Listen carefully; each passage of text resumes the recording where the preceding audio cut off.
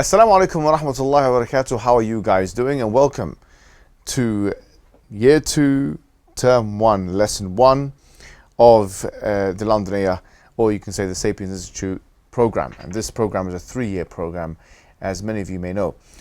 And last year, what we covered in the 9 months that we were doing the work was the Londoniyah, which was the main refutational piece that Sapience Institute had taken out or had put out.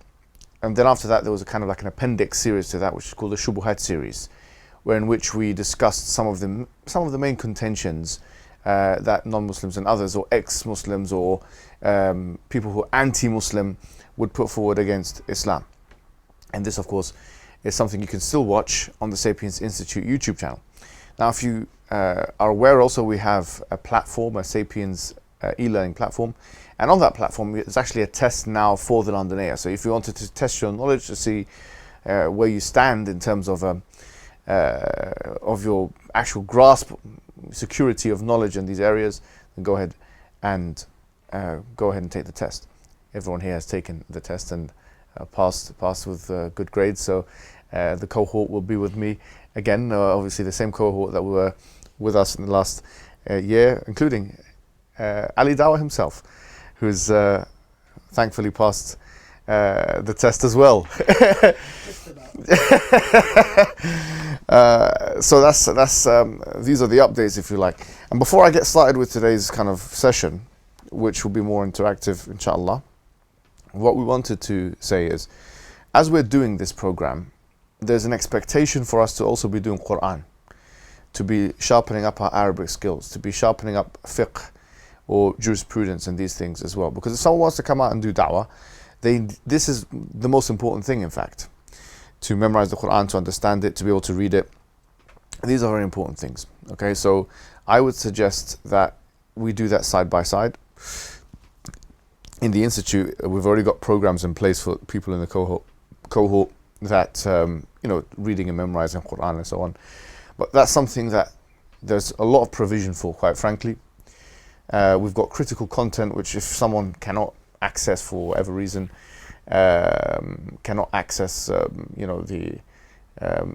mosque or an institution which deals with that, you can go to critical content, which we have Quran, fiqh, all these kinds of things you can do side by side with this, and the website for that is criticalcontent.org. Now, moving on. What we're going to be doing inshallah, looking at today, is we're going to be looking at some of the main creedal developments. Now, you will know that Sunni Islam, you can look at it in two different ways. One way is jurisprudentially, from a law perspective, from a fiqh perspective. And we all know that there are 4 main schools of thought. Now, there weren't only 4 schools of thought, there were much more than 4. But these are the surviving schools which have long traditions attached to them. As you may know, this is the Maliki school. Let's start with the Hanafi school, the Maliki school, the Shafi'i school, and the Hanbali school, after the names of the founders of these particular schools of thought. And there's limited controversy relating to this. In other words, if someone says, I'm Shafi'i, or I am Maliki, or I am Hanbali, or I am Hanafi, this doesn't generate a kind of controversiality. I mean, these are well known within the tradition to be 4 different distinct schools of thought which bring about the same kind of objective. And so, in many ways, you won't find anything controversial, anything worthy of major mention between these 4 schools of thought, which will divide communities, say. And so the focus of this topic is not about the fiqhi schools of thought. Today we're going to be looking at the creedal schools of thought. And we're going to be looking particularly at 3 main schools of thought. One of them is Hanbalism, otherwise known as Atharism, sometimes referred to as Ahl Hadith, sometimes also referred to as the Salafi Aqeedah. Now, Salafism, the Aqeedah of Salafi Aqeedah, is different to groups who refer to themselves in that way. So, we are not talking about this group or that group who refer to themselves in these titles that may reside in the subcontinent or the UK or the US. We are talking about the original Aqeedah, which is referred to as Hanbali Aqeedah or Athari Aqeedah. So we're going to be taking a look at that, the books, its proponents, its founders, and these kinds of things. We'll also be looking at Asharism, which in many ways, in many of the institutions, could be considered to be the majority in terms of the intelligentsia. For example, the Deoband institution is Ash'ari. For example, Azhar in Egypt is Ash'ari inclined, or majority Ash'ari, I could say. And so on. If you go to North Africa, most of the institutions, Al-Qarawiyun is Ash'ari, and so on. Even Mauritania, you'll find that the scholars there are Ash'ari. So it's important for us to know, what is this Ash'ari, where did it come from, or how's it differentiated from Hanbalism, these kinds of things. And the third thing is, we're going to be looking at Maturidism, which is very, very closely connected to Asharism. However, there are some differences between Maturidite Aqeedah and Ash'ari Aqeedah, which we'll be looking at in some generalities. I'm not going to say in some detail.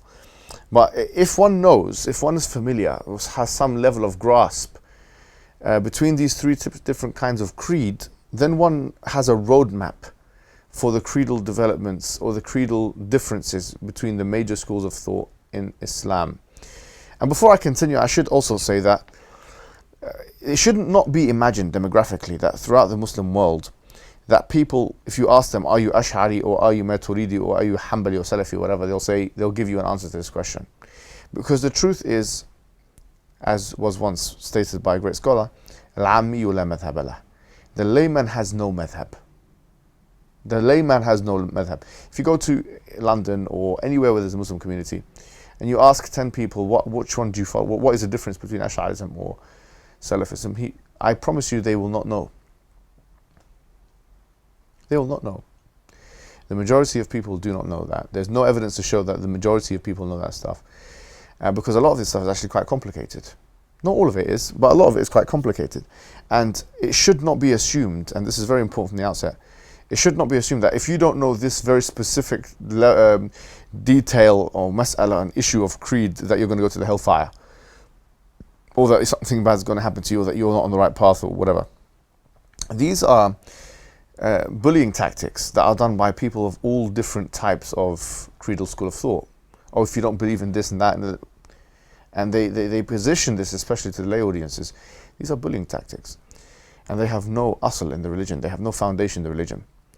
Because a lot of these conversations that were had in the classical period, in the medieval period, were in fact conversations which were for the academics and intelligentsia. Ibn Taymiyyah was once asked, why do you go into detail about these issues? And he goes, Wallahi, I only go into details on these issues because people ask me about them, but I did not intend that for the lay audience. He said, I did not intend these details of Aqeedah for the lay audience. When the Prophet Muhammad ﷺ was asked, what is Iman? What is faith? He said, أن تؤمن بالله وملائكته وكتبه ورسله واليوم الآخر والقدر خيره وشره.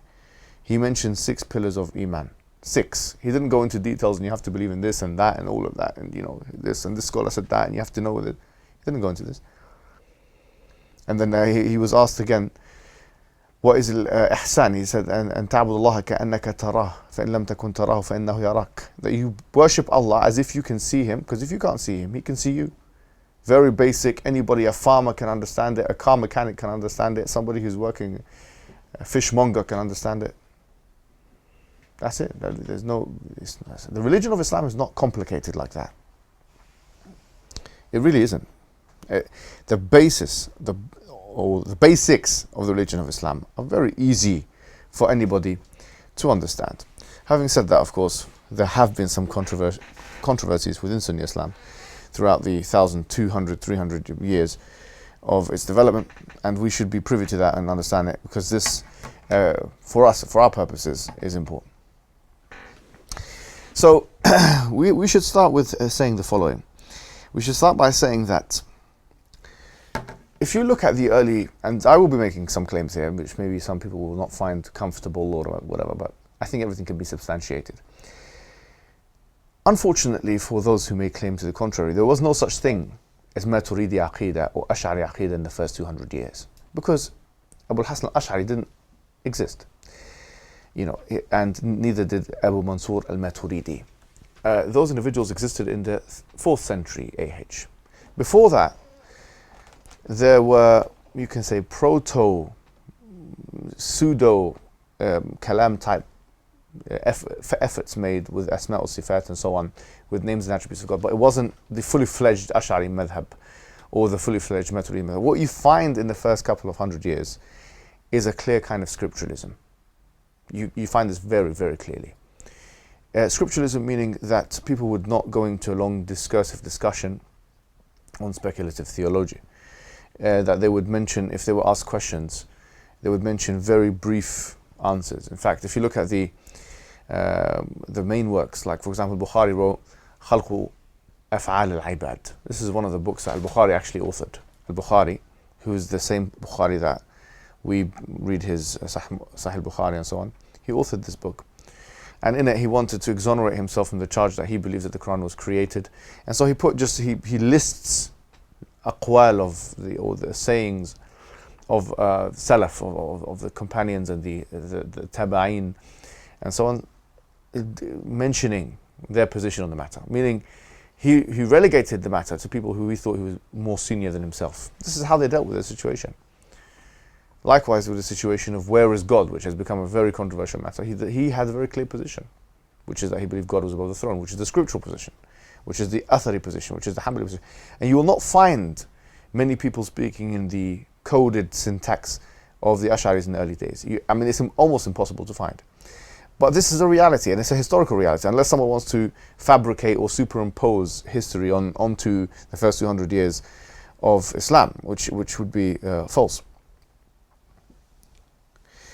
And so, if you wanted to look at some books from the first 200-300 years of Islam, maybe even 400 years, of the Hanbali Aqeedah. Actually, I'm not going to mention of the Hanbali Aqeedah, but generally we're talking about Sharh al-Sunnah of Imam Ahmad. Now, if you look at Imam Ahmad, there was a development in his works. There was a clear development in his works. In first, when he was talking about when he wrote Usul al-Sunnah, which, by the way, I have to be honest and say there is contestation on its attribution to him. There is some level of contestation of its attribution to him. Not Usul al-Sunnah, but Al-Raddu al-Jahmiyyah. This particular book, Al-Raddu al-Jahmiyyah, there is some contestation on is it attributed to Imam Ahmad or is it not. Usul al-Sunnah is actually not, there's not much controversy there. But if you look at the transition between Usul al-Sunnah versus Al-Raddu al-Jahmiyyah, that particular transition, you can see that he was very conservative in the beginning with dealing with matters related to speculative theology, and then that moved forward into a more critical, non-scripturalist attitude. And in fact, I did manage to find, and I've sent it to you guys in the group, I'm not sure if you guys have it, maybe we'll put it up on the thing, but I did manage to find a quote of his where he actually gives the reasoning for that. So Imam Ahmad has given the reason for that. And he says that the reason why when we were compelled, or when we were asked to get involved in that kind of discussion, we did. When we had to do it, we did it. So in other words, there was more of a conservative attitude in the beginning from Imam Ahmad. And then he said, when we were pushed to do it, because we don't want to get involved in this kind of thing. But when we were pushed to do it, we got involved in it. Which refutes the idea that the early Salaf, they didn't engage in critical thinking outside of a scriptural basis. It completely nullifies the idea. And you'll see, if you read Al-Radd al-Jahmi, you'll see Imam Ahmad making logical arguments that are non-scriptural in content. So even within, and Ad-Darimi, who came after Imam Ahmad, really opened the floodgates for this, especially his responses to the Mu'tazilas and stuff. He was engaging now with almost completely with these kind of things. And obviously at the time of Ibn Taymiyyah, we find full-fledged philosophy, works of philosophy being produced. I mean, if you were to say what is Ibn Taymiyyah a specialist in, I would actually say he's a specialist in kalam. He's a specialist in kalam and fatwa. These are his two main areas of specialism. You could argue everything else, but these are his two main areas of specialism. So Ibn Taymiyyah engaged in philosophy, and only a fool would say he didn't. And in fact, he quite clearly stated his position about that, and we've made videos and all that kind of thing and quoted him at length, yani, on these points, which we don't need to talk about that. But you'll see that there's different attitudes within the Hanbali school, especially if we, for example, look at the works of Abu Ya'la and because Abu Ya'la and his student Ibn Aqil, okay, Abu Ya'la and Ibn Aqil were accused of being Asharis at one point, because of how, philosophical they were being and so on. And so that does show that in the early days there was some tension going on here. People were suspicious about the use of and their positions of tafweed and so on. But the point is, others like Al-Harawi, he wrote a book called The Censure of Kalam, Dhamm al-Kalam. You will find this. Al-Barbahari, who's very hardcore and scripturalist in his works. Al-Harb al-Kirmani was very, very, he affirmed, Al-Harb al-Kirmani, he affirmed, the attributes in a very staunch way. In fact, he even affirmed attributes which were not mentioned in the Quran and Sunnah, and he was refuted for that. Like, for example, he said haraka, that God moves, but there's no Quran and Sunnah for such a thing. Anyway, the point is you'll find in the corpus of Hanbali scholarship a development towards, or a movement towards, a more critical attitude towards these kinds of things. Any questions so far before we move on, or statements?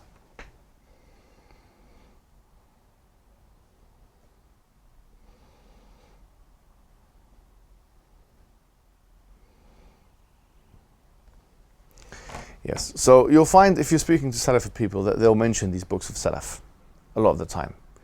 Al-Lalaka'i, Ibn Battah, these individuals. It's very important to realize that although Ibn Battah is very important to us, okay, and so is Lalaka'i, they're not tabi'in, and they are not a hujjah, with all due respect to them.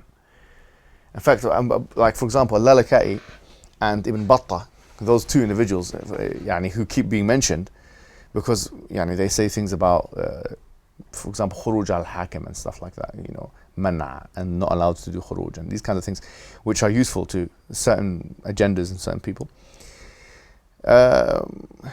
They were contemporaries with Ibn Hazm, which we were just talking about before the taping of this thing. So Ibn Hazm was a free thinker, much more so than Ibn Battah and Lalaka'i, in many other ways, and that's not to be taken only positively, because it could be very negative. Like sometimes open-minded can be like an open wound sometimes. I'm not saying it's positive and negative, but he's completely different. Spanish Ibn Hazm versus Al-Lalaka'i and Ibn Battah. But they were kind of like, we're in the same generation we're talking about. So to mention Al-Lalaka'i, Al-Lalaka'i said this, and Ibn Battah said that, and so on. So, okay, we say fine. But when did their words become a hujjah? Meaning, when did it become equivalent to what Allah said or the Messenger said? No one equated that, even what the Sahaba said. And in fiqh, قول الصحابي, or the saying of a Sahabi, is من الأدلة الشرعية المختلف فيها.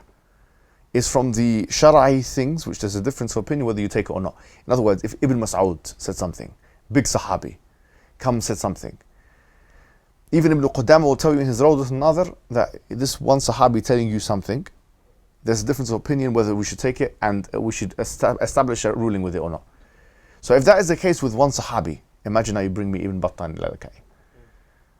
I'm sorry to say, yes, I'm not saying they're nullified or they're not important, or Al-Barbahari is not important, Lalaka'i is not important, Ibn Battah is not important. But since when did they become a hujjah in the religion of Islam? So if people are using them as evidence, as if it's equivalent to the Quran Sunnah, look what they said about khuruj, look what they said about this matter, look what they said about that matter, we say they're not evidence. If I rejected everything Ibn Battah said, that was, there was no ijma' on that.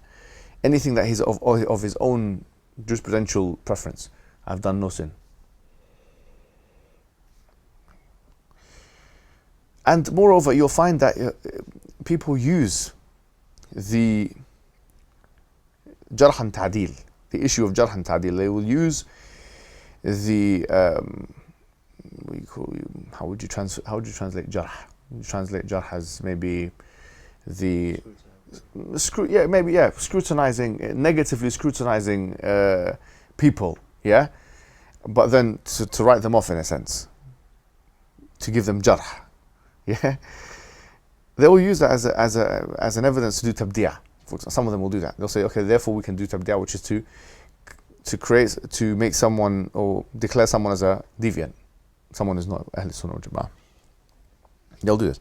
And they say, look, this person has made tabdi'ah of this person, that person made tabdi'ah of that person in the early salaf. But some people make tabdi'ah of Imam Abu Hanifa in the early salaf.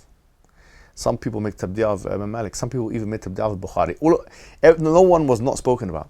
The issue of, almost no one at that time was not spoken, only a few. The issue of, let's use the attitude of people in the early days when they were just writing down hadith. They were writing down hadith. They knew that their writing down of the hadith would constitute the foundation for all other generations. To try and use their methods, their historically scrutinizing methods, on the lay population, this is something outrageous. Even Salah Fawzan, in Saudi Arabia, who many of them see as like a pope figure, that he said this is something which is not acceptable, to be completely fair to him. So the point I'm making is, one looks at the Salaf, one must conclude three things quite strongly. Number one, they didn't have this, especially on issues to do with Ismail Sifat, they did not have this very elaborative phraseological, what is the kalam of God? What is the kalam of God? Didn't say, hey, it's not this and it's negative, like what you'd find in Asharite books. And that is a provocative statement, but it's just not there. It might be provocative to some people, but it's just not there. I mean, you will not find Bukhari speaking like that. And you will not find Imam Ahmad speaking like that. You will not. But at the same time, so that's one thing. But at the same time, this other myth, which is that they didn't engage in extra scriptural polemics, is also false. We saw Imam Ahmad moving. Even in the first book that he wrote, which is Usul Sunnah, he even talked about something called Qiyas al-Awla. Qiyas al-Awla, which is a type of analogical reasoning. It is a type of reasoning, which is not necessarily scriptural in basis. But then he expanded that in his later works, and he mentions that, and Al-Khalil mentions this. Khalil is one of the main people who actually, one of his main students, and codify his works. One of the main people is Khalil, and the other person is Abdullah, his son. So he changed. Ad-Darimi completely opened the door. And so that's the second myth that we can bust. The third one is this idea of taking tabdi'ah from the early generation. But their situation, number one, was completely different. Number two, some of the tabdi'ahs we reject anyway. Like, for example, tabdi'ah of Abu Hanifa. For example, tabdi'ah of Imam Malik. For example, tabdi'ah of Bukhari. And great scholars made tabdi'ah of these people. I'm not even going to mention who they are, because I don't want to create controversy online. Okay? But if we can reject those great scholars, then what about Rabi' al-Madkhali? Who would not be an atom's weight of knowledge compared to any of these great salaf, with his own admission, I'm sure. So no, but that's the truth. If we can reject the tabdi'ah of the great scholars of salaf, what about Rabi' al-Madkhali or even Albani? He makes tabdi'ah of this person or that person. You don't need to follow that. It's not mulzim. If it's not mulzim, if Imam Ahmad can make tabdi'ah of somebody, and we don't need to follow it, then bab awla. If Rabi' al-Madkhali makes tabdi'ah of someone, we don't need to follow. I say, what if it's ijma'? And this is some weak arguments that they bring forward. It certainly isn't ijma', because then they'll disqualify everyone else from being a scholar. And so it becomes, my dad is bigger than your dad. Anyway, moving on. From the Salaf, we do find a lot of these things. But then we find the works of Ibn Taymiyyah. And I personally believe he created a paradigm shift. Ibn Taymiyyah created a paradigm shift in Athari, creedal development. Because he just opened Pandora's box. Can of worms. In fact, not one can of worms. He had a table full of worms, can of worms, and he opened all of them. He engaged in super rational polemics that no one from the Hanbali madhab before him ever did in the way that he did it. Not Ibn Aqil, not Abu Ya'la, nobody did it like him. Whether you agree with him or not on his issues or his stances. That's what he done. And Ibn Taymiyyah wrote many books, voluminous, compendious works. It's terrifyingly voluminous. For example, Dar' al-Ta'arud bin al-Aqli wal-Naql. For example, Bayan Tablis al-Jahmiyyah. These are, if they were on this, they would occupy two full shelves. And he wrote a lot of this when he was in prison. You know, the man was a wondrous man. Was a phenomenal man, a very powerful individual, and he argued and he engaged with the literature.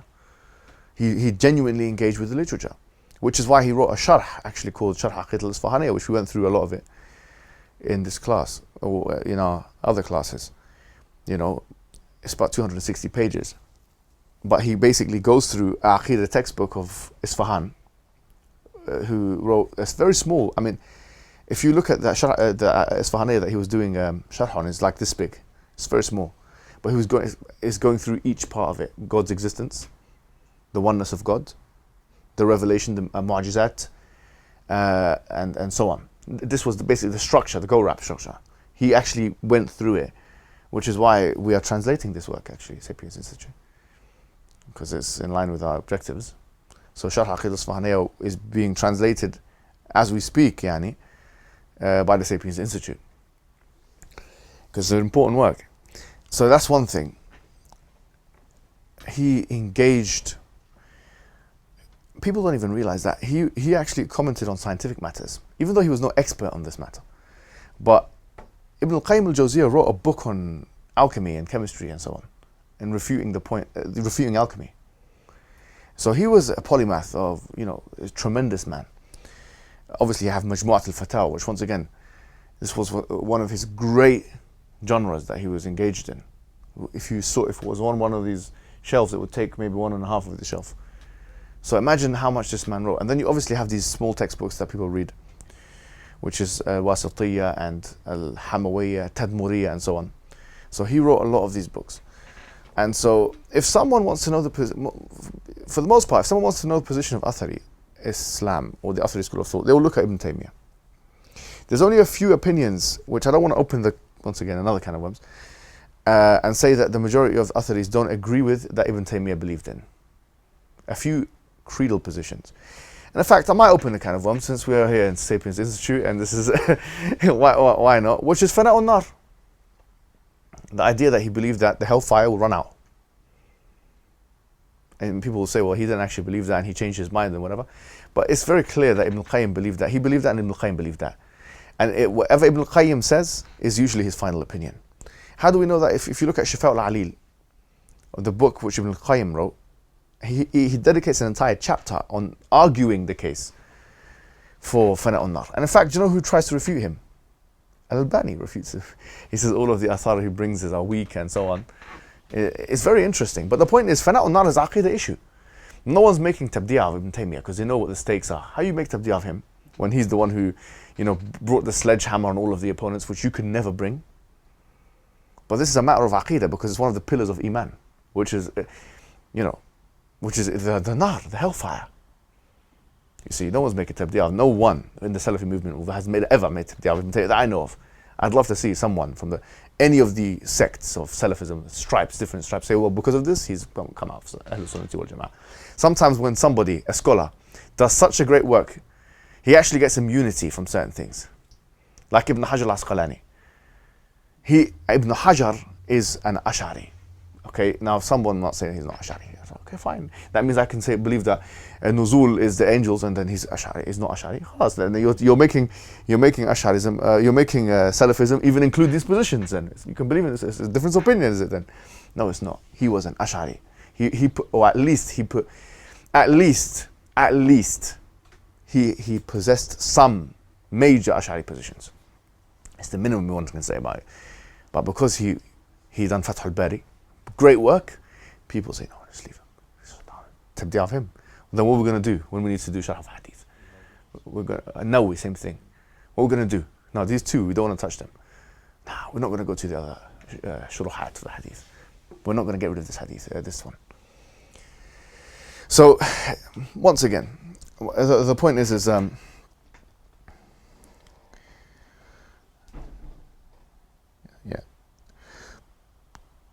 Ibn Taymiyyah completely shifted the paradigm. Another work which we also looked at in our spare time was Safadiyah. Very interesting and long work. Minhaj al-Sunnah.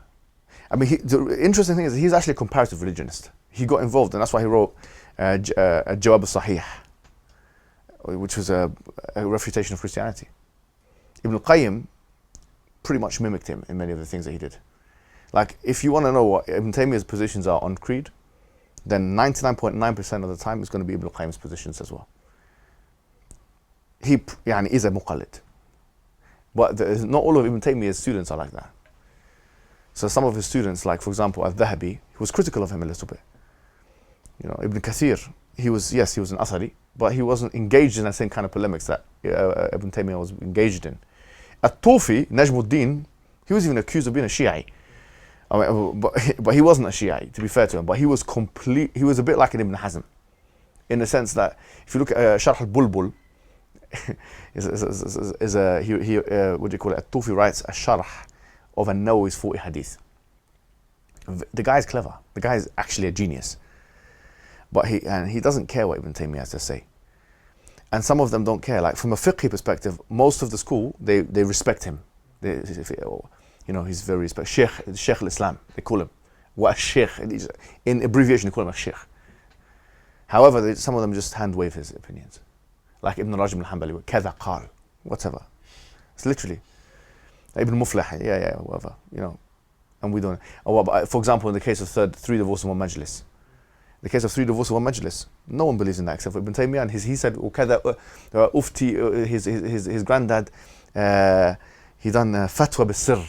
He told him in a secret majlis that, you know, 3 is 1.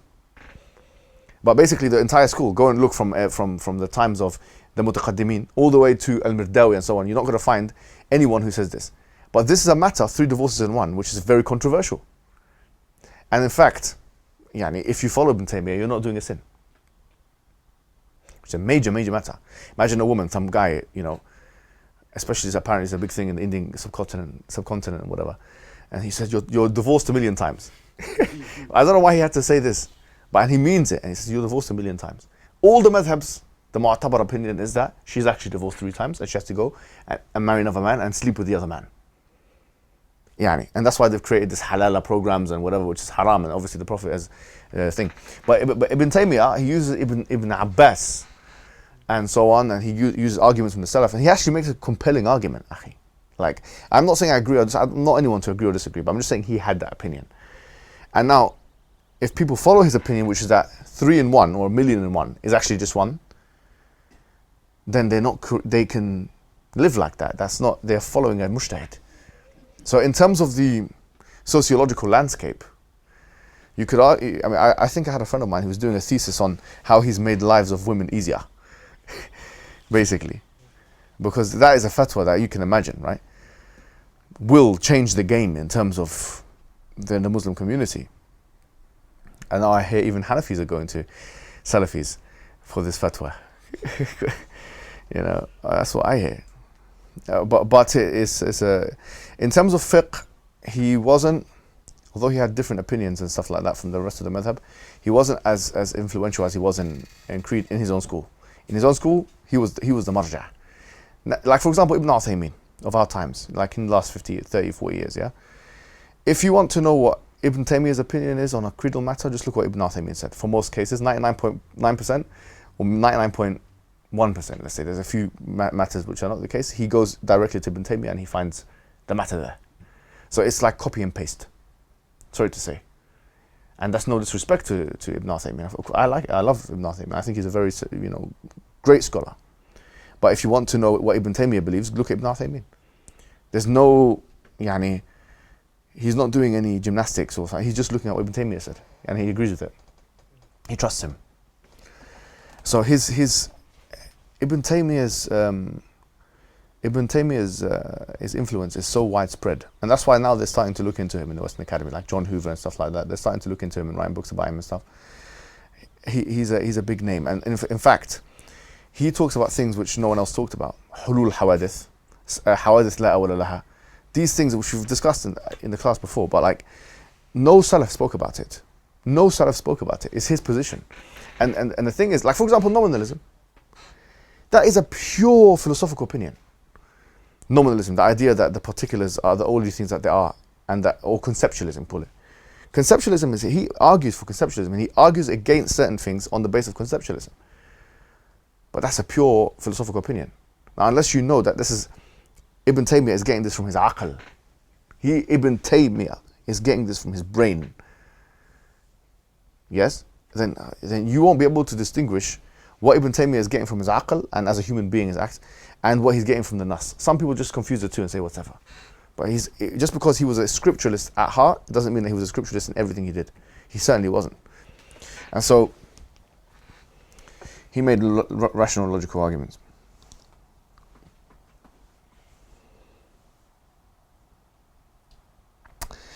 Now, any questions before we go to the Ash'ari school of thought?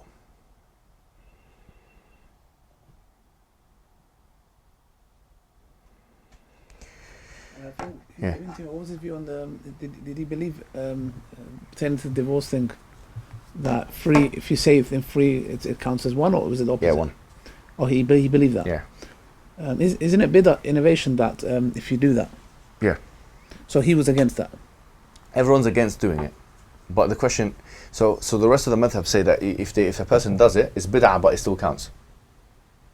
Just like, for example, like, yeah, of course, obviously, yeah, like he also had an opinion about divorcing your wife in the period. Yeah, isn't that? He says it doesn't count. The divorce doesn't count. Oh, Ibn Taymiyyah says that? Yeah, Ibn Taymiyyah says that if you divorce her, and even if you meant it doesn't count if you're in a period. But the rest of the Hanbali school doesn't believe that. Isn't there a hadith about that? Like that if you divorce your wife in that is it innovation? I have to look into that hadith, and there's probably lots of hadith on this. Yeah, it's not allowed. But once again, does it count or not count? That's the question. But basically, Ibn Taymiyyah's school of thought in terms of divorce is the most lenient in Islam. Yeah, interesting. The Hanbali school, if one wanted to play the game, okay, if you want to get the most lenient opinions, and this is not, by the way, I don't think this is wrong. Actually, this might sound controversial, but if someone wanted to be a Hanbali in Bab al-Talaq and a Hanafi in Bab al-Nikah, one could do so. And then, but I'm not saying that one should do so. But the Hanbali school of thought, there's no contradiction here, because so long as it's in the same bab, it's not a big issue. However, I'm saying that, Ibn Taymiyyah believed 3 in 1. He didn't. It's just one. He believed that if you divorce your wife when she's period, it doesn't count. And the Hanbalis believe that khula is different from talaq. So if you give your wife 1,000 khula, oh yeah, that doesn't count as one of the 3. It's a good solution for these marital issues, really, if you think about it. Because khula. It is, if you think about it, because it'd be like, if you follow the opinion, when you get into these arguments, usually I tell brothers, the talaq belongs to you. If she wants it, go get a khula. Because that's true. Go get khula, no problem. Get it 500 times, million times. And I think it will save a lot of marriages. She has to ask for it. It will save a lot of marriages. She has to ask for it. Yeah, no problem. Yeah, but and she has to give something back as well. Like, that's how it's... that's fine, whatever it is. At the end of the day, the fact that you don't destroy the marital... Yeah. It leaves the door open, doesn't it? Exactly. It leaves the door open. Yeah, exactly. Yeah. She's going to come back anyways, I mean. All the other madhabs, by the way, say khula is talaq. Yeah, exactly. But from what I remember... Which madhab says that khula is talaq? All of them, except for the Hanbali madhab. All of them except the Hanbali? Yeah. Oh, so if she gets khula, it counts it as talaq? Except for the Hanbali madhab. I wonder where... Okay, interesting. That's very Hanbali madhab is the only one that doesn't say it's not. Alhamdulillah, we're Hanbali. Yeah, okay, so... all right, let's have a break. Let's have a break for prayers and stuff, yeah? And then we'll go to the Ash'ari school of thought and how it started and stuff like that. And obviously I want interaction as well. Are you going to go to the Aqeedah, like what they believe and stuff? A little bit, but we want to get a roadmap first. What? We want to get a roadmap of what's going on, because right now, just to summarize, maybe we should just to summarize, what we've done is we've looked at the first kind of 200 years, yeah? Like, if you look, there is a book in black, in Arabic, it's called a Jami'ah, yeah? Which has all these aqwal of salaf and stuff like that inside of it. But basically, if you look at the first 200 years, what we have seen is that the matter is quite scripturally conservative. There's not much speculative theology going on. There's not much kalam going on. There's not much philosophizing going on. The extent to which such philosophizing and speculative theology is actually a part of the discourse is the extent to which people within that school of thought think it's necessary.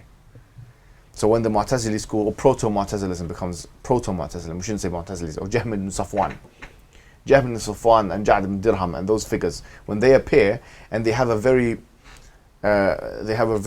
staunch negative attribute, negating the attributes position. So they'll say like, these attributes are, they don't believe in any of these attributes have actual meaning. So then there is a strong reaction to that.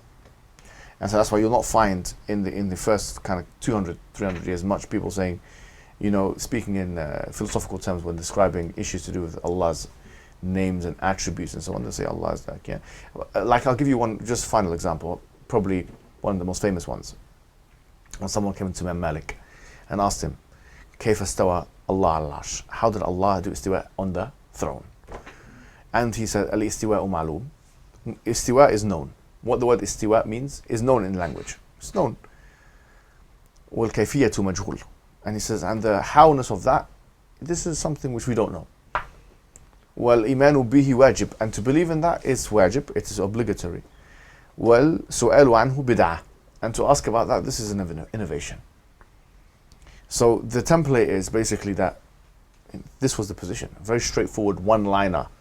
He wasn't going into deep and this and that. And like, quite frankly, I fail to believe, I refuse to believe that the Sahaba when they were praying and the Tabi'in when they were praying and these ayat comes Ar-Rahman al-Arsh istawa and these kind of ayat, that they were thinking about all these debates. Yeah. No way. That is something which we have been plagued with because of the controversies of today.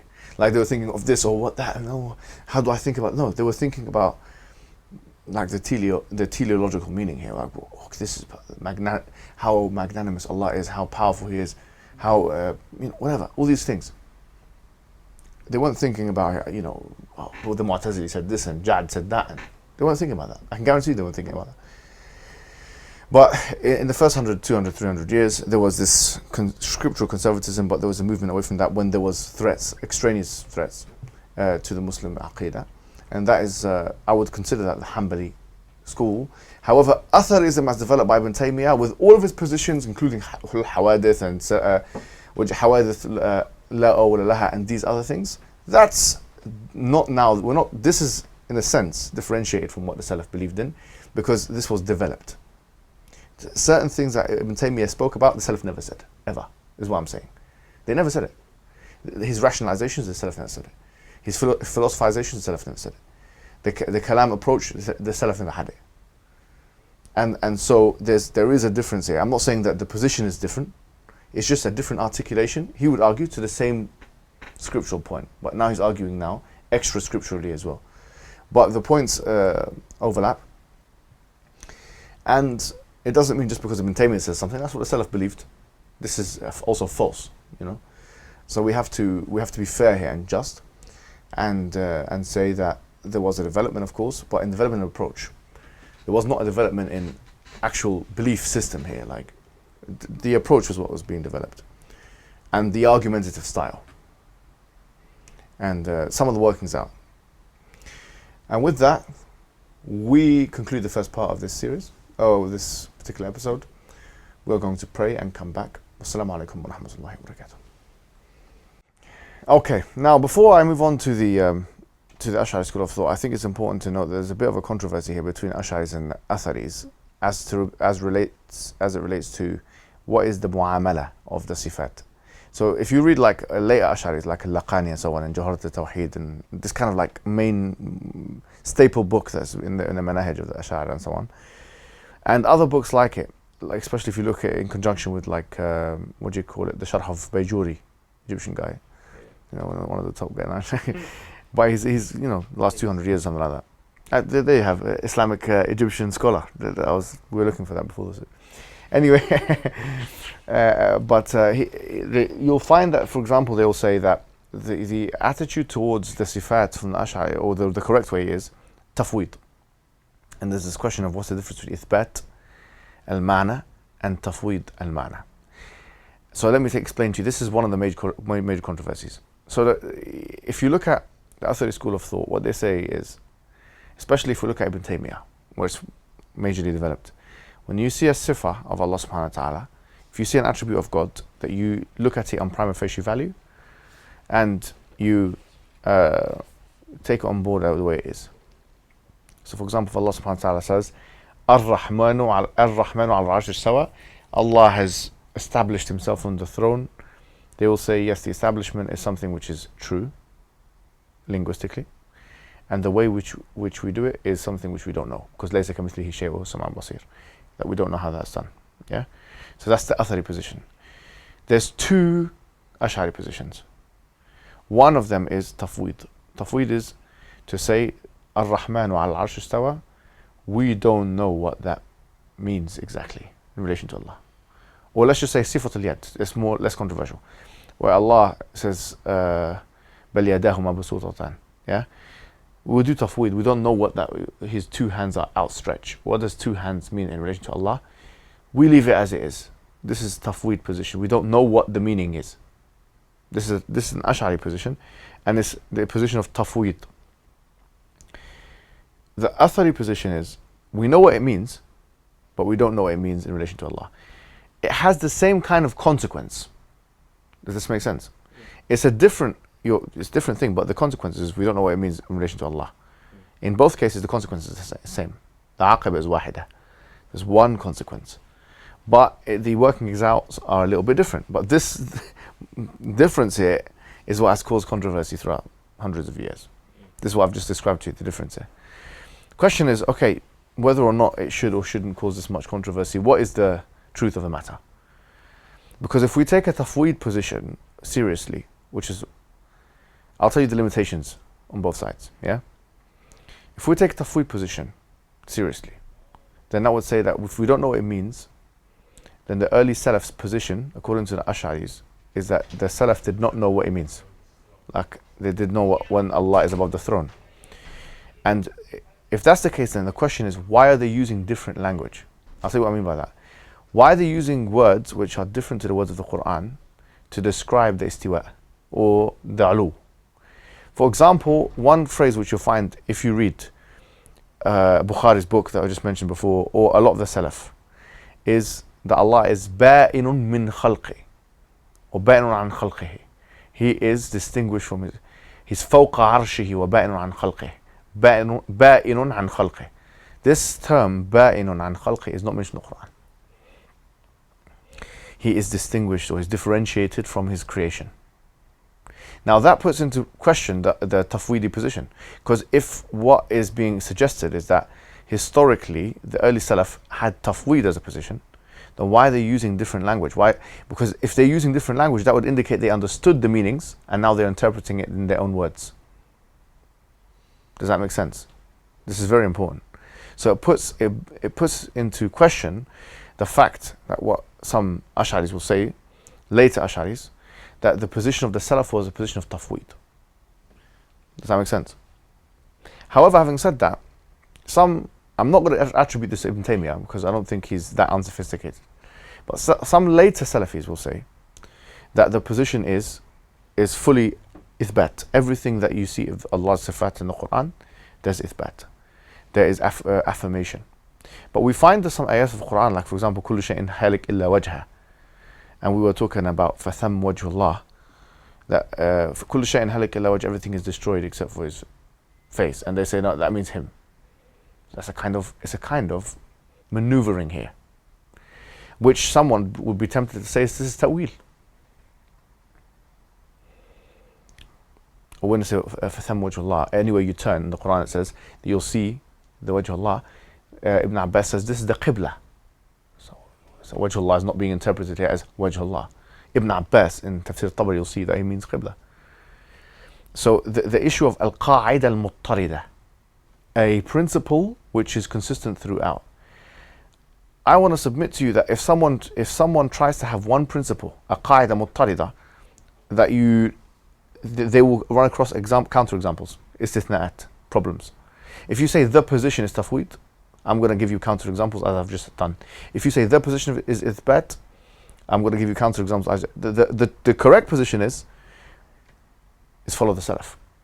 I mean, this is what when Allah says in the Quran, فَإِنْ آمَنُوا بِمِثْلِ مَا أَمَنْتُمْ بِهِ فَقَدْ اهْتَدَوْا وَإِنْ تَوَلَّوْا فَإِنَّمَا هُمْ فِي شِقَاقٍ. If they believe in what you guys believe in, the Sahaba. So what do we? Because the companions of the Prophet, they had the clearest understanding of the text. It was the language that they lived with, like we're speaking English now. They spoke like this, Arabic like that. And it wasn't an Arabic, the Egyptian Arabic, which is mixed with the Coptic and this and that, or the Moroccan Arabic, which is mixed with 4 or 5 European languages. It was a pure Qurashi Arabic. It was what they grew up with. For me, that is more, this is the Quranic language. So when Ibn Abbas says something, I follow Ibn Abbas, so long as the Sahih, the Sanad is Sahih. So if you say what Ibn Abbas says this in this situation, it goes against such a principle. I'm not here to defend the principle. I'm here to follow the words and the salaf. I'm not. Yani my position is I have to defend this principle to death, and I'll make all this ta'wilat and what. It's not. Whether you call it tafweed or you call it ithbat, these names are not names necessarily which we need to defend like we defend the positions of the salaf. So for me, a very good person who's very sober in this approach is Tabari, I mentioned to you. And if you look at Tabari in key verses, quite frankly, he leans towards, or you could say he takes, I'll make the argument, he takes the Hanbali position. He does take the Hanbali position. But he doesn't do it in a way which later Salafis of today would do it. So he does it in a very sober way. And like, for example, he wrote a kitab called Kitab al-Tabsirah. Kitab al-Tabsirah. And in it, he mentioned Allah has sifatul yad. He has the attribute of yad. He's not saying it in the language, the crass language, as a later Salafi would say it. He's affirming. Yes, but he's not going into detail, finger, hand, this, and putting all these things together, which there's a qadr mushtarak. There is a continuity with the anthropomorphic, something that can be anthropomorphized from a humanly perspective. So it's as if the person is thinking of a human body and putting it together. So the person, for example, later Salafi will not be saying hand, rahmah, maghfirah, finger. He'll just put hand, finger, and shins in that order. So it's almost like you're putting everything with the qadr mushtarak lughawi. There is a common linguistic commonality with human body parts. Why are you putting all of that together? That's not what we're finding with the Tabari. It's much more fluid. It's like you look at one ayah and he's affirming everything, but he's doing it in a way which he's cognizant of the fact that someone can interpret this in a humanistic way, and he is being mature with that. That's how it should be done. So Tabari is a great person as well to look at in terms of salaf and in terms of because his works are compendious as well. In fact, he has his own qira'ah. That's how strong he was. You know how we have qira'at Hafs and Asim and so on. At-Tabari had his own qira'ah. He had his own madhab, which some scholars say is being absorbed into the Shafi'i madhab. Now, Tabari and so on. And he has some very interesting opinions about women leading the prayer and all these kind of things. You'd be surprised. Anyway, the point is certainly, there's issues here in the articulations. But could one argue that the Aqeedah, the creed of the early people was pretty much the same? Yes, you could argue that. You could argue they pretty much had the same idea. But the articulations of it were a little bit different. And then there was development. Now, Abu al-Hasan al-Ash'ari, who was an individual who lived in a Mu'tazili household, as we know, who died 324 AH. So we're talking about so many developments before Abu al-Hasan al-Ash'ari even was born, in the late 3rd century. So many developments took place. So many discussions, so many human beings had lived and died. Ahmad ibn Hanbal died in 241. You had Ja'ad and Ibn Darham and what do you call it, and Jahm and Safwan, and all these guys came way before in the 1st century, 2nd century, 1st and 2nd century. So at this point, there were precursors to the Ash'ari madhab, and we're not saying that there wasn't. For example, Ibn Kullab, who was before Abu al-Hasan al-Ash'ari, right? He was there before, and he was making the same kind of arguments and had the same kind of resistance to Abu al-Hasan al-Ash'ari. Abu al-Hasan al-Ash'ari now, he wrote a few books. Of them is one of them which there's some kind of contestation of authorship. But he wrote Maqalat al-Islamiyyin, which is a very interesting book. Al-Lum'ah, he wrote as well. And he wrote Al-Ibana. Now the one that's contestation of authorship is Ibana. Maqalat al-Islamiyyin was basically him telling us what all the different sects of Islam are. And the Shia had done something similar. In fact, this guy called Al-Qummi, he wrote a book, Firaq al-Shia, and so on. So this was a heresiological endeavor, and this was being done by, you know, the early people in Islam. But Abu Hasan al-Ash'ari wrote these books. Al-Ibana, there's some discussion on, because there's some affirmation of attributes and so on. So some people of later times say it's not attributed to him.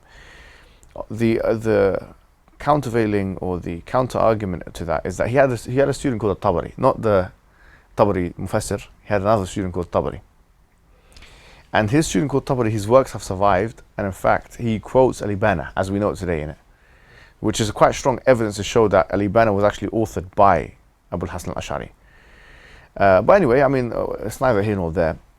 But it's interesting because whether he died upon, what did he die upon is a question that, you know, people are asking and so on. But then really you had a series of scholars in the Ash'ari madhab who really laid the groundwork for what we kind of see as a methodological approach towards Islamic studies or Islamic creedal studies, systematic theology, whatever you want to call it. For example, you had Ibn Fawrak, yeah? For example, you had Al-Juwayni. Before that, you had Abu Bakr al-Baqillani. And Abu Bakr al-Baqillani, these names here, Abu Bakr al-Baqillani, Juwayni, they were pretty much the heavyweights.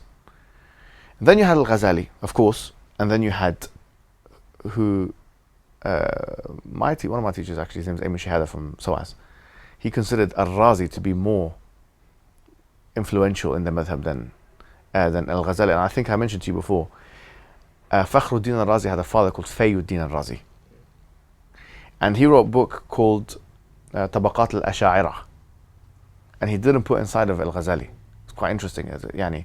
So what is he trying to say? Yani, it's a big name like Al-Ghazali, he didn't put inside Maqalat al-Tabaqat, what do you call it, Al-Asha'ira, he didn't put it inside. But if you look at the kinds of books that, like for example Al-Ghazali, obviously we know Tahafut al-Falasifa, we've maybe read it, we've seen it.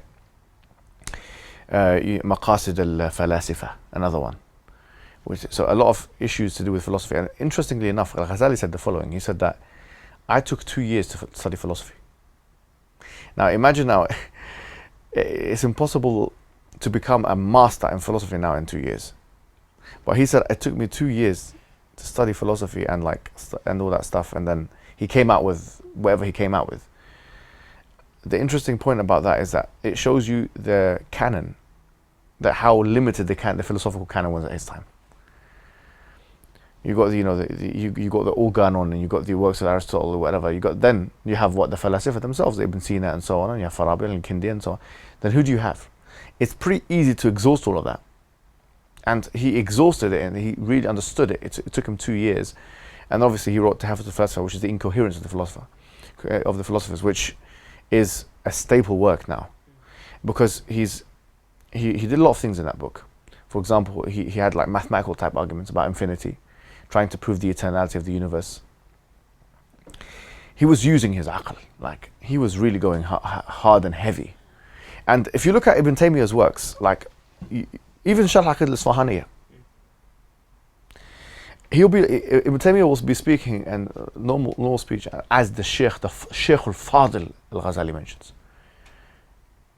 Like, you have an opponent in a sense, but the way he would be described by Ibn Taymiyyah is in a very endearing and respectful way, because his mark that he left was something which you cannot disrespect. Al-Dhahabi, he called him Hujjat al-Islam. He is the proof of Islam. What kind? I don't think he's used that term with anyone else. Al-Dhahabi, who's an Athari, he wrote a book as well. I think it's not him that wrote the book. Did he write a book called Alu? I think he might have. Oh, yeah. I think that's him. Him, so he wrote a book about Allah's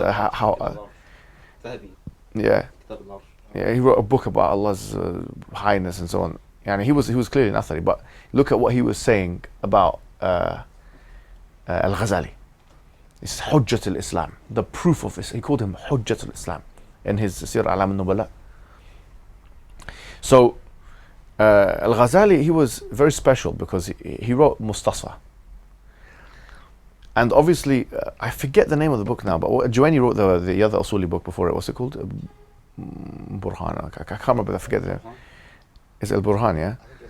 Al-Burhan. So that was the first like major work. But Mustasfa became like, it eclipsed everything else.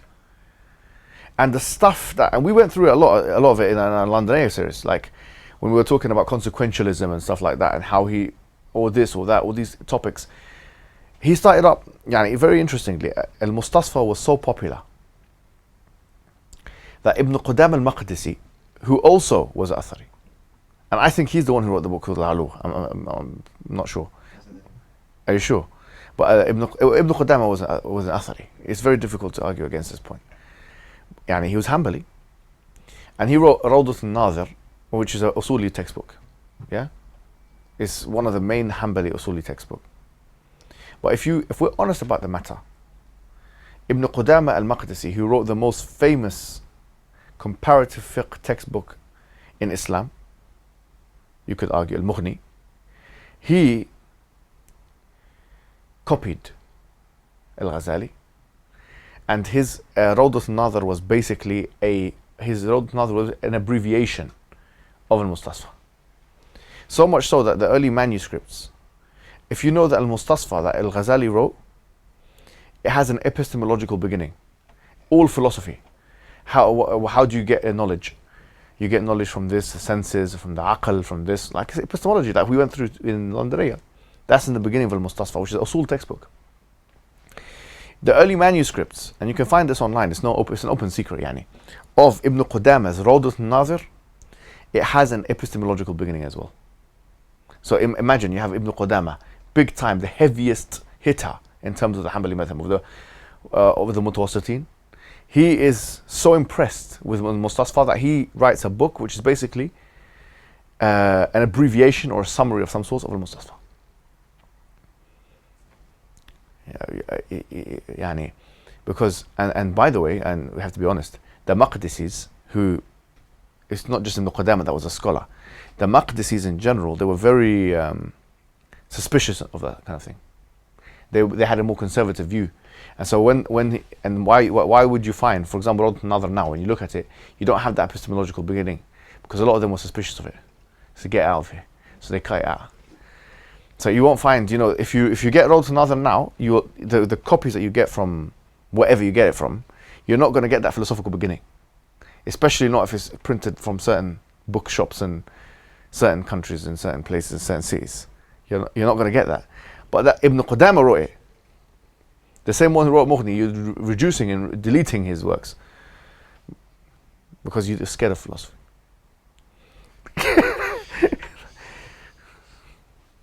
But think about it. Ibn Qudama, the one Mughni, he wrote Mughni, the most impressive in probably all of Islamic history. Who did we say wrote? Who said that was the three books? Al-Dhahabi said that, right? Al-Muhalla, Al-Mughni, and the third one. And Tamheed of who? Of Ibn Abdul Barr. Ibn Abdul Barr. So yeah. Because Tamheed is actually a book of Baqillani. He wrote a book called Tamheed as well. And it's amazing. Yani. So the Ash'ari school of thought has brought about, without a shadow of a doubt, like some of the most intellectual and genii in Islamic history. Yani, we have Ibn Taymiyyah in the Athari school, the Hanbali school, let's say, yeah? But the Ash'ari school have so many Ibn Taymiyyahs. And that's sad to say. but like they have some like people that really are on his level. Like Al-Ghazali, you cannot argue that he's not on his level. You cannot argue Al-Razi is not on his level. You cannot argue that what do you call him? Al-Baqillani is not on his level. You cannot argue Juwayni is not on his level. You cannot. You cannot. So there's a lot of them. There's a lot of these heavyweights. But quite frankly, they agree with each other on almost everything except for Al-Razi. Al-Razi, of the four names I've just mentioned, which are probably the four biggest in Ash'ari Aqeedah, who's Abu Bakr al-Baqillani, Al-Juwayni, Al-Ghazali, and Al-Razi. These are the four biggest, in my opinion. Yeah, there's others. And we're not saying there's not others. Of course there are others, yeah? Like Al-Amadi, he's huge now. People are looking at his stuff, and Ibn Taymiyyah engages with his arguments a lot, and so on. But these four people, yeah, who are Al-Baqillani, Al-Juwayni, Al-Baqillani, Al-Juwayni, Al-Ghazali, and Al-Razi. They all have very similar beliefs except for Al-Razi.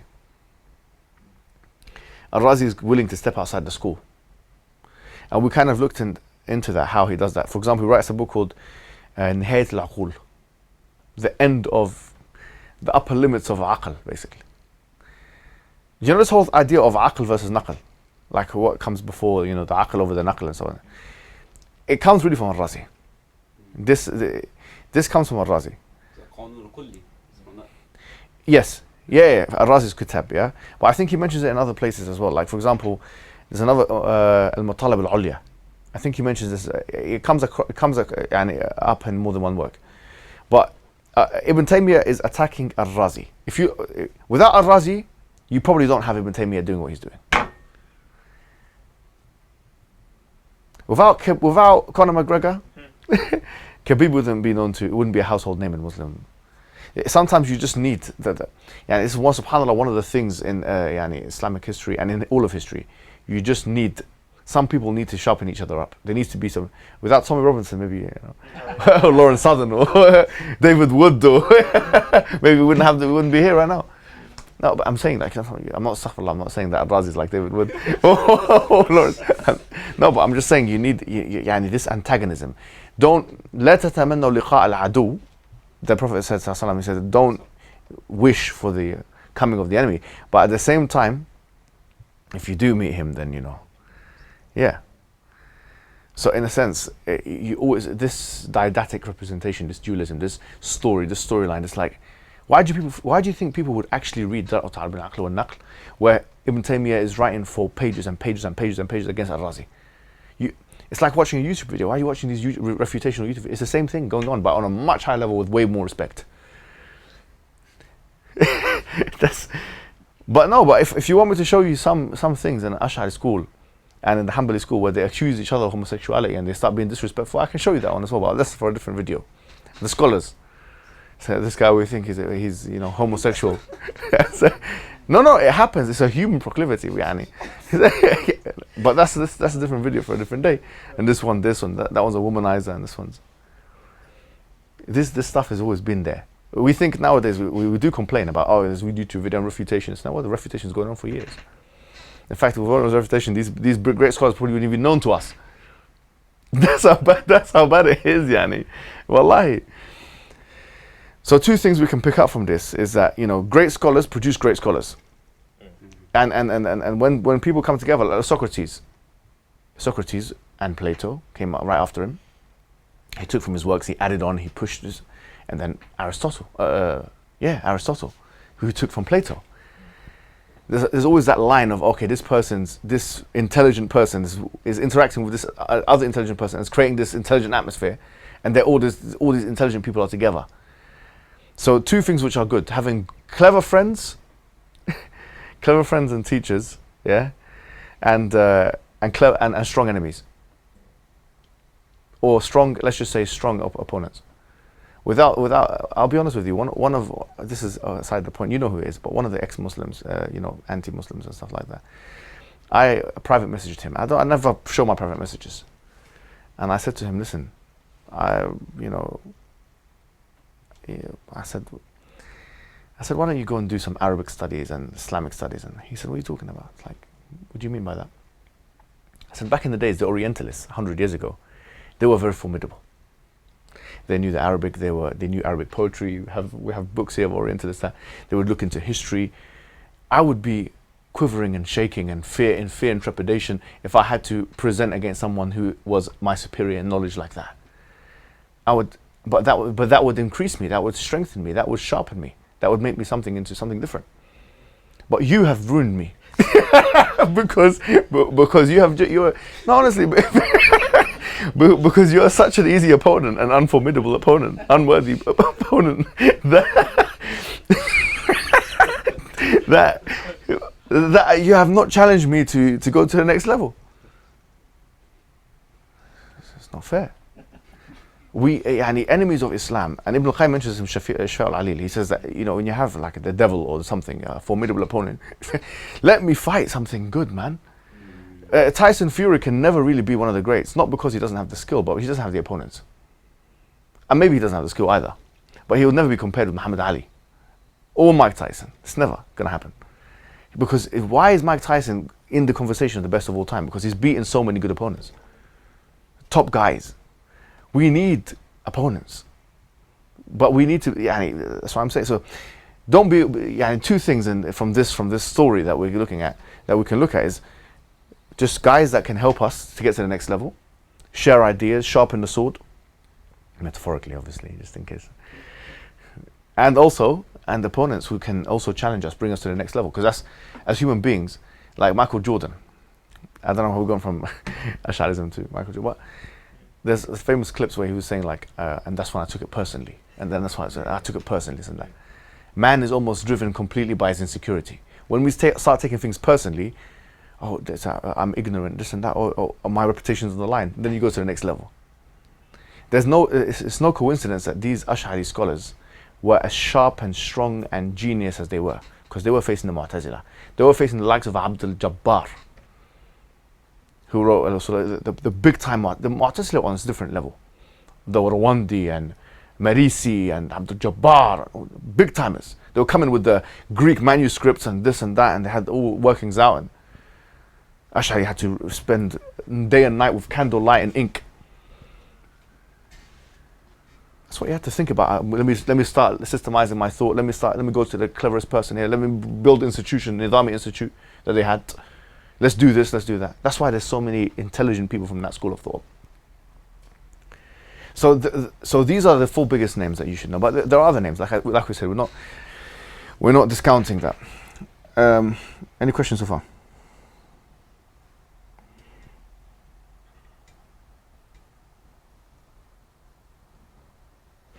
And you know, interestingly, they all wrote about like Al-Ghazali and Al-Razi and stuff. They all actually published works on logic. So Al-Ghazali wrote a book called Mahak al-Nadhr, a very small book. You can read it in one day. It's a logic. He wrote 2 or 3 books on logic, just purely on logic. He wrote a book called Al-Qistas al-Mustaqim, where he's trying to get syllogisms out of the Quran. And Al-Razi also wrote a book called Kitab al-Mantiq. It's also a book on logic. It was tradition. And in fact, Al-Ghazali said that someone who doesn't study logic, I don't trust him. You cannot be a jurist in Islam. I don't try. He's not all that. He might be making a mistake. We don't know if he's gonna make a mistake or not. So they had this big focus on usul fiqh and mantiq, and that's why they can come out with the arguments that they came out with. And obviously Al-Ghazali was very interesting because he brought this a Sufi element, tasawwuf, tazkiyah element, and this happens to a lot of people I've met. When you're into like deep analytic thought all the time, and you get bored of it, it's boring, and it just burns your mind and fries it up. So you think to yourself, let me just do something more rohani now. Let me do something interesting. And I think he went through like some crisis. Obviously he did, and he went through like a proper spiritual experiential process, which is quite similar to Descartes. I think therefore I am. I believe he copied it from Al-Ghazali somehow, because this whole systematic doubt thing, that's exactly what Al-Ghazali did. He had this systematic doubt thing, and he went through a crisis of faith and this and that, and he went to, okay, what can we say for sure, basically. But that's why you'll see like some of the books of Al-Ghazali, like Al-Ihya al-Ulumuddin, especially about tazkiyah and purification of the soul and stuff like that. He's got a whole book of Kitab al-Mahabba, and about love and muhasabat al-nafs, about self-accountability and these things, and it's like the deep purification spiritual tradition, And the one that I recommended to you guys a long time ago, which is what's it called, Bidayatul Hidayah. Very easy book to read, and it's been translated into English. It's called The Beginning of Guidance. You've read that, Ali, and I'll give you a copy. I think you read it a long time ago. Ghazali's book, Beginning of Guidance. Yes, I think Abu Sufyan gave it to you. Yeah, I think Abu Sufyan gave it to you as well. So it was a very the way he starts the book. If you're doing this talab al-ilm, if you're doing it for people's recognition or for competition or for whatever, then you know that you're bankrupt, basically. You're profitless. Your business is not making any profits. He didn't mean 6 figures and business, actual business. No, he meant your spiritual business.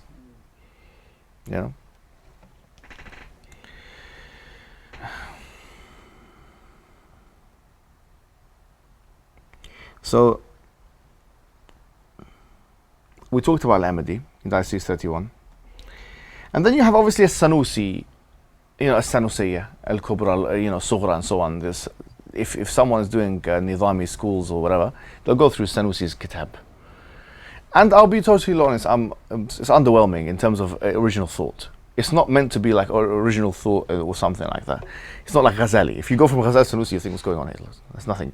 You went down. You've downgraded basically. But it's just like it is just a way to understand Ash'ari Aqeedah.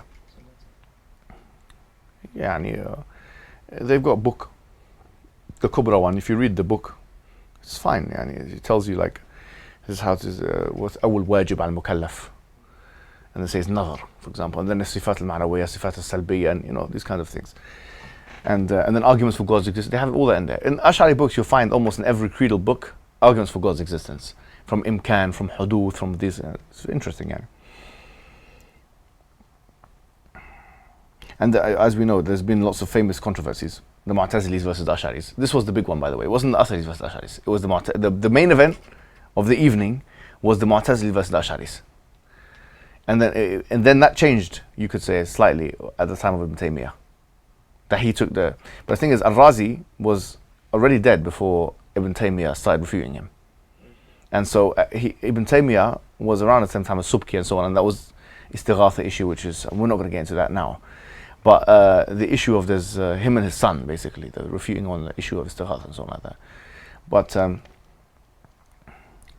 Ash'ari versus philosophers. So obviously, like famously, Al-Ghazali made takfir of Ibn Sina for 4 reasons. He gave 4 reasons at the end of the book. For qidam al-alam, for that he doesn't know the juz'iyat, that Ibn Sina said that Allah does not know the particulars, and that Ibn Sina said that that the human bodies are not going to be resurrected with their actual body, but only with their soul. And there was one other thing which I forget. But there's 4 reasons he gave, and then obviously the Hanbalis versus Asharis, which continues, which is the main one today, I would say. You don't have Mu'tazilis now, doing anything. Yeah, Tahmeen. Yeah, assalamu alaikum guys. Salam wa rahmatullahi.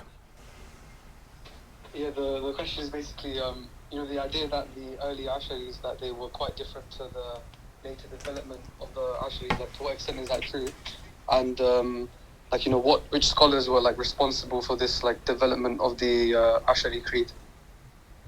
Yeah, so for example, I'll give you some, I think examples we've used already, but I'll mention them again. So for example, Al-Razi. Okay. Al-Razi is, you would say, an Ash'ari that existed in the Middle Ages, if you want to call it that, whatever.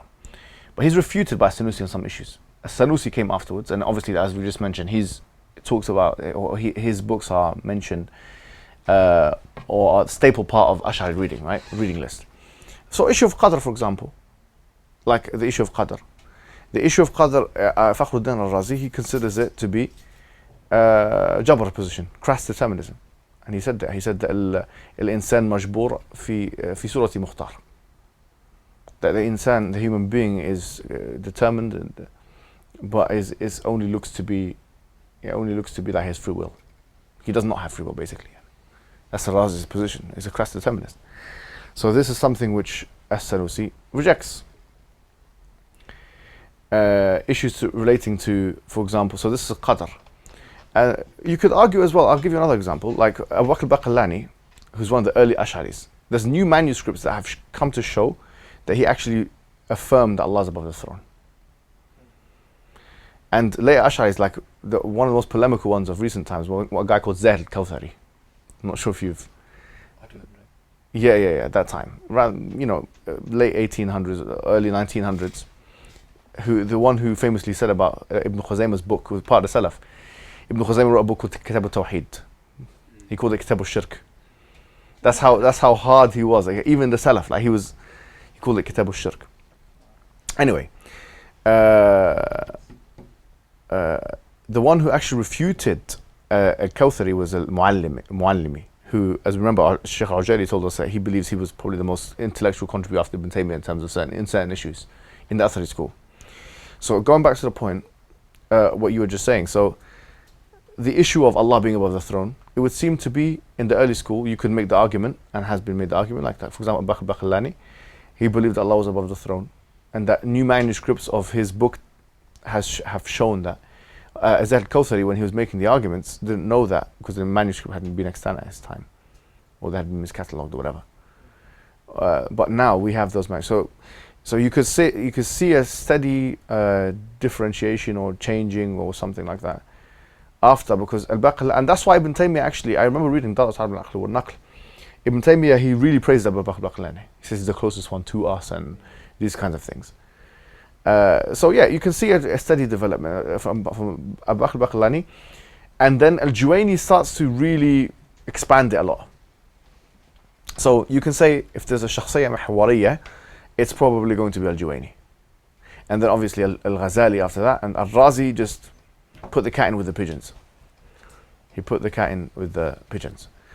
So that's what you would say. And then obviously like As-Sanusi and Laqani and these later Asharis, Bajuri and whatever, they took the select positions of those in the past, and they filtered it out.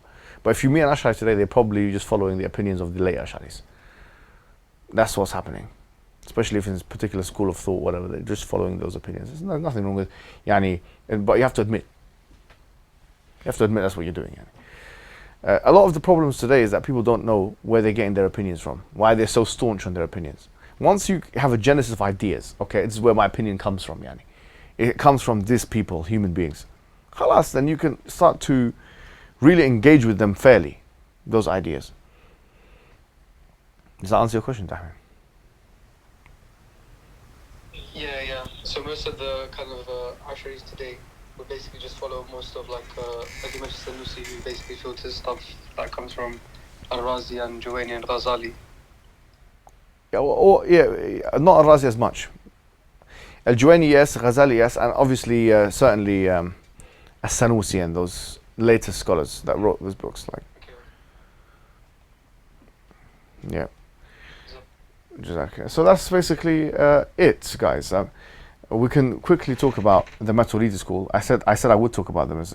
Quickly talk about that. Yeah. So Abu Mansur al-Maturidi, he died 333 AH, and he wrote a book called Kitab al-Tawheed. And obviously, you have also within the school you have a Nasafi as well. And this is the Nasafi creed is something which is taught to Maturidi students. It's one of the primary. What do you call it? Creeds. And the book that he wrote or the book that's attributed to him is called Aqeedah al-Nasafi, or Al-Aqeedah al-Nasafiyya. So another person who's worth looking at in terms of giants of the Maturidi school, and I wasn't sure whether he's Maturidi or Ash'ari, is, as we said before, Sa'ad al-Din al-Taftazani, who's much later than obviously those other two, 792. And he done a sharh of Nasafi's Aqeedah. So that's another interesting one. Another book I was actually reading when I was doing my work, like some bahth, especially for Qadr and stuff, was this individual called Ibn Humam. He was also Maturidi. Very interesting figure. And he's got some very interesting... in fact, I was reading a segment of his work which he was talking about the differences between Ash'aris and Atharis when it comes to something called Ta'thir. At-Ta'thir, or whether causes have actual effects. And I was surprised to find that Ibn Humam actually took a view that's more in line with Ibn Taymiyyah than the Ash'ari school. So there's sometimes you'll find this kind of unusual collaboration or this unusual things. And you'll see, for example, that there are differences between the Ash'ari school and the Maturidi school. For example, one of the sifat which are not affirmed by the Ash'aris and which are affirmed by the Maturidis is sifatul takween. A sifa called takween. Very interesting. Many people don't know that. And there have been books that have been written about the difference between Ash'aris and Maturidis. Some of them label them as like 20 differences, 30 differences. But most of them would consider themselves from the same cloth. But it's interesting to know that. Question on this point. Yeah. And to be clear, I'm by far not well versed in Maturidi stuff. What explains the marriage between the Ash'aris and the Maturidis? Just the similarity in creed, because they have the same the Sifat al-Ma'nawiyya. Most of them are the same. Think of it. First of all, Abu Mansur al-Maturidi and Abu al-Hasan al-Ash'ari, they lived in the same generation. Okay, they lived 10 years. They died 10 years apart, 9 years. One of them died 9 years after the other, right? And so there was a proliferation of ideas. and it became the acceptable norm. And don't forget, there's a political impetus here as well, because when Ash'ari became a state religion, it became the state religion. Why is Mu'tazilism, let's just be honest, why is Mu'tazilism not on the radar like Ash'arism is? Political. It's, a lot of it is just political. And you can make the same argument, say, well, you're Saudi Arabia, yes, same argument, no problem. A lot of these issues have got to do with politics. If we're talking as historians or as sociologists or anthropologists, I have to say, it's not like the Mu'tazilis had very weak arguments everywhere. Some of their arguments were very strong and robust. It's not, some people who don't exist now and don't occupy a space in the social atmosphere, it's not as if now they're confined to the academic circles or whatever. It's not like they didn't have any contributions, and it's not like they have big scholars. They had their big scholars as well, but they were just, they were overruled, if you like. Politics. I think politics has a big part to play here. I do think so. But yeah, so this was the political ideas. These were the ideas that were in the atmosphere at that particular time, and they were similar ideas. So they married up in that sense. But there are some differences now. We're seeing them with the. Did I say that the Deobandis were Maturidi or Ash'ari before? So the Maturidi, right? Maturidi. So you're seeing with the Deobandis and the Brelvi. Yeah, I saw a particular debate between two individuals. They were talking about the shurut of debates for 1 hour. And my mum was over listening, and she said, "What's going on here?" she said, "When they're going to get started with the debate?" I was listening to it. It was actually quite, it was entertaining. But I was waiting for the debate to start because I wanted to know, I wanted to have more familiarity with the differences between Asharis and Maturidis. But unfortunately, it never got to that. The accusations and ad hominem. But I won't complain about that because I'm the master of ad hominems. Anyways, on that bombshell. Any questions before we continue? Okay. Well, hopefully that wasn't information overload. If it was, then sorry about that. But even if it was, then you can rewind and listen and take notes, and even if they are copious notes. You got a question? Yeah. Just what you want to comment on? I guess now that we know that this is, because obviously you've done a couple of things. Firstly, you've restricted the discussion about, I guess, the schools of Sunni thought to basically these three, the Atharis, the Asharis, and the Maturidis. We could have spoken about Mu'tazilis as well, because they were quite prominent, yeah. So what ought to be the attitude in relation to dealing with the differences between these schools? Ought it to be as tolerant as the differences of opinion in fiqh, for example? Is there more? To be honest with you, people that consider themselves Salafi, yeah? You'll find people that call themselves Salafis. Like, for example, some Salafi jihadis. There's no way you can deal with them unless it's going to be on the battlefield or something like that. Okay. What are you going to do? If you meet somebody who believes in Ibn Taymiyyah's fatwas, but at the same time believes in taking your life. So it really is contextual.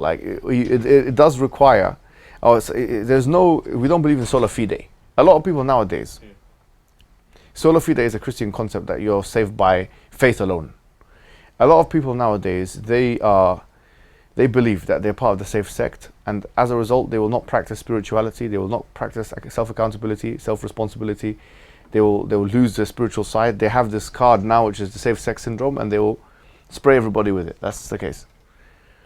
The Islamic attitude is actually one of حَاسِبُوا أَنفُسَكُمْ قَبْلَ أَن تُحَاسَبُوا. Hold yourselves to account before you're held to account. Forget about everybody else and where he's gone to heaven or hell. كُلَّهَا فِي النَّارِ إِلَّا وَاحِدَةً. All of them are on the hellfire. Except for one, you're going to the hellfire. No, this attitude is not. There's many things in Sharia which Allah and the Prophet ﷺ, they threaten with the hellfire. But it's not that if everyone does those things that they're going to the hell, because Allah can forgive. يَا عِبَادِي الَّذِينَ أَسْرَفُوا عَلَى أَنفُسِكُمْ لَا تَقْنَطُوا مِنْ رَحْمَةِ اللَّهِ. Oh my slaves, إِنَّ اللَّهَ يَغْفِرُ الذُّنُوبَ جَمِيعًا. Allah forgives all the sins. So it's completely conceivable that anybody with any particular, so long as they believe in La ilaha Muhammad Rasulullah, if they believe in that basic skeleton, that they will go to heaven, I believe. That's what Ibn Taymiyyah mentioned very, very, very clearly, what is known to the Muslim people. That they would have to have real disqualifiers, do jahd, and really go, You can't just kick someone out of the mercy of God like that. I personally don't believe so. So, yani, we should be tolerant, unless someone is being intolerant of us. Yani, just because someone calls himself Ash'ari and you're Ash'ari, or someone calls Salafi and you're Salafi, it can be the worst one to you. Can stab you. Can take your wealth away. Yani. So it depends on the person and the people and the group or the country or whatever. You have to look at it. If the person is worth collaborating with or not, and if the objectives are bigger than the mashakil that can come about from it, you have to have a pragmatic approach here. وَتَعَاوَنُوا عَلَى الْبِرِّ وَالتَّقْوَى. Allah says in the Quran, come together in birr, goodness, and taqwa. He doesn't say إِلَّا الْمُبْتَدَعَ. There is not such a verse in the Quran except for the mubtada'. If you ask anybody to get me a mukhassis for this particular verse, get me a specifier. If someone says, oh, you cannot collaborate with somebody who's from a different sect, or even I collaborate with a Shiite. Yes, I collaborate even with a Christian. Anybody. Someone who wants to do good, obviously within context and reason. I'm not going to let a Christian lead my prayer or cut my meat. In fact, that one, there's a difference of opinion. But, you know, I mean, within reason and judgment, yani, every situation has this thing. But what I'm saying is, yani, come together. That's what Allah says in the Quran. Come together in birr, in goodness, and taqwa, in God consciousness. He doesn't say except for those people or those people or that people. Islam is an open and universal religion for everyone, no matter what your age, race, or sexual orientation. And that's the truth. We can actually say this. We can say that no matter what your age, race, or sexual orientation, Islam is for you. Whatever you prefer, whatever, it's different strokes for different folk, this person, that person, you can come into Islam, you can redeem yourself, you can cleanse your sins, you can do what you want. And within Islam, those who want to collaborate, know what, yeah, that's fine. If it's going to confuse the matter if you collaborate, like we do in Aqeedah, let's say, this guy's, I have a debate, or, yani, you have to, everything is within reason and within context. But for me, I personally obviously believe in this. I believe in that. There's no specified to that verse, therefore I take it ala itlaqiha. I take it completely absolute. Any other questions on that? Jazakumullah khairan. And by the way, sorry, on this point, someone will come with Lalakai ibn Battah, and this one done Hajj of the Mubtada, and this one left to cross the road, and this and that. So tell me if Ibn Battah or Barbahari crossed the road from Mubtada in the 4th century, does that mean that I now have to do takhsis of the verse of Ta'awun al-birri wa taqwa on that based on he crossed the road? Because of his context and his times, which is not mine, it's different context in different times? Or no. Just because he crossed the road, no, cross the road. I might even go invite him to my house. Just like Ibn Taymiyyah did when he invited Bakri to his house. He says, لَعْنَ اللَّهَ مَنْ آوَى مُحْدِثًا or muhdatha. There's 2 riwayas. Allah has destroyed the one who has, and they say the muhditha here is mubtada. No, it's difference of opinion. Some say it's mujrim, actually. So there's no mukhassas going on here. So they get you some tenuous verses and hadith, and they say this shows you that you cannot. No, sorry, I'm not convinced. I'm not convinced at all. It's very unconvincing. About the ayah, قَدْ نَزَلَ عَلَيْكُمْ فِي الْكِتَابِ إِذَا سَمِعْتُمْ آيَاتِ اللَّهِ يُكْفَرُ بِهَا. Exactly, they'll bring the ayah. إذا سمعتم آيات يكفر بها ويستهزأ بها فلا تقعدوا معهم حتى يخوضوا في حديث غيره. Don't sit with that. If you see Allah's ayat being mocked and rejected, then don't sit with them. They say them is the mubtada'. First of all, I don't know how it's mubtada' when it's yukfar biha. And mubtada' is a kafir now as well. So is he? If no problem, let's pretend it's mubtada'. Yeah. حتى يخوضوا في حديث غيره. So when they do khawd and hadith غيره, I can sit with them then. Because غاية, حرف غاية. So it says until they speak about another thing. Until they speak about another thing. So when they speak about another thing, if it is the mubtada, then khalas.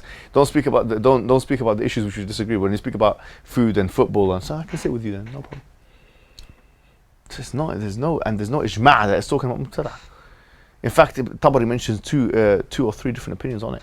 So if you get that ayah, or you get the hadith لَعْنَ اللَّهَ مَنْ آوَى مُحْدِثًا, you're not giving me anything here to do takhsis of وَتَعَوْنَ عَلَى الْبِرِّ وَالتَّقْوَى, which is, that's it, it's finished in my opinion, it's done. Bring me something.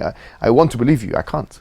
Say no, but this particular salaf in the 3rd century, he crossed the road when he saw mubtada', or he put his hands in his ears.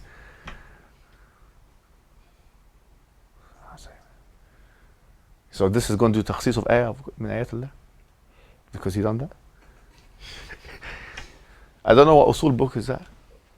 I don't know. No, seriously, I don't know who. He said, oh, he saw a mubtada, so he put his hands in his ears. So therefore, you should do the same thing. You should not speak to your mum and your dad, and your brother and your sister and your friends and your cousin that you've been boycotting for 6 years. You should do qat' al-rahm because somebody did this. On that bombshell, guys. Assalamu alaikum wa rahmatullahi wa barakatuh.